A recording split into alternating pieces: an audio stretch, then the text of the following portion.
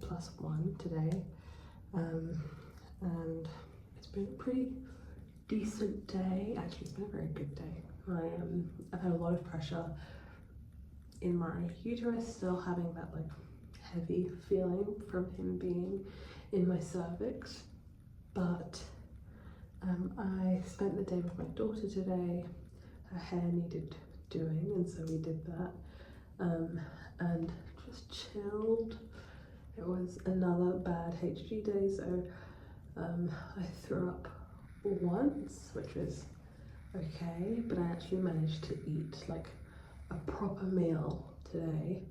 And usually like I might eat a meal, but I might eat like one meal all day, whereas today, 1 or 2 meals, whereas today I was and like I might snack in between or have like one meal and then little snacks, whereas today I was able to have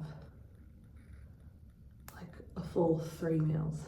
Maybe my breakfast was like not much of a breakfast, and it's like as soon as I start eating in the morning, I'm like I feel so nauseous, and that's when I was sick.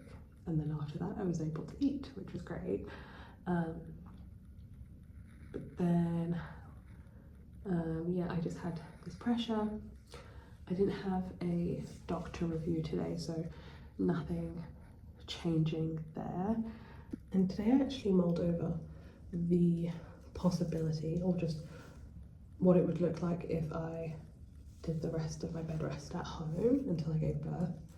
And then I thought about how bad of an idea that would be, because I had no idea that when my stitch tore at 16 weeks, I had no idea that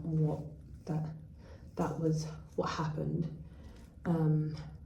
Like all I could feel was that I was having these contraction type pains, and I knew that my vagina felt different, but I couldn't tell you that my stitch had torn.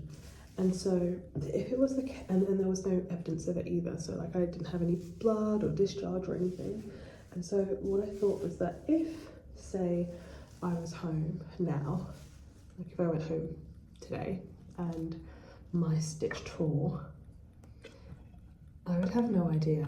Now, if my stitch tore, I was having contractions, and even if they weren't, like, I kind of tend to try and like ignore the pain or try and ignore it for a while. So if I was just kind of like ignoring the pain whilst my stitch had torn and my cervix was dilating and I did not know, then say my waters broke and my cervix was already dilated and he was already down, like he'd already come down, I kind of would not have an idea, because when my daughter came out, I didn't have any idea. I had an idea that she was like wriggling and like it was really uncomfortable, and she's doing lots of moving and she's really low and I can feel that, but I couldn't tell you that her foot would have been down there. So I can't imagine being in that situation and being at home and then like trying to get into the hospital ASAP, because he's basically almost out, which was what happened with my daughter. And luckily I was in hospital at the time when it happened with her, so I could so they could put me under and do that in like the 10 minutes after. My phone died whilst I was talking, but what I was saying, that if that was to happen, if I was to go into labour at home and he was to come out at home, it would be really difficult to deal with. So I don't want to have to think about that. I don't want to have to think about paramedics getting there and having like him being intubated, or like the risk of hypothermia. I'd like very happily stay put here, which is interesting because like for most of my pregnancy, all I've wanted was to feel normal, for things to feel normal and to just like kind of like get on with it. And now I'm finally kind of coming to this point where it's like, yeah, I didn't imagine him coming so soon. And I didn't expect things to be like this, like progressing as they have, but like I just have to kind of accept the unpredictability of everything and be okay with that, and so that's what I'm doing. I also think that one of the things that I have working in my favour is that I'm very good at listening to my body and knowing what's going on with my body, and it's, I guess, just a matter of experience, and I know like the signs to look out for in regards to labour and things happening, like the cramping that it feels kind of like period pains a little bit, but it also feels like it's increasing. And even in my last pregnancy, like I had never known what contractions were, but I was like, it's tightening for a while and then it releases. Whereas this is when I most recently when I was having contractions, it was tightening and it felt like waves. Like it would tighten, there would be a peak of pain, and then it would settle again. And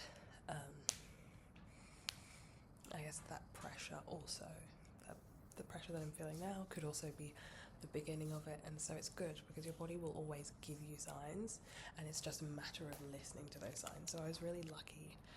I guess not lucky, but I'm really glad that I've been able to listen to my body and not just kind of gaslight myself and convince myself that nothing's happening just for the sake of not feeling like a burden, not feeling like I'm asking too much, saying too much, complaining too much. When obviously I wouldn't be where I am if there wasn't something a little bit weird about my body, and unusual about what's happening in my body. So yeah, there are always signs when it comes to preterm labour, when it comes to like things that your body's doing. You just have to look out for those things.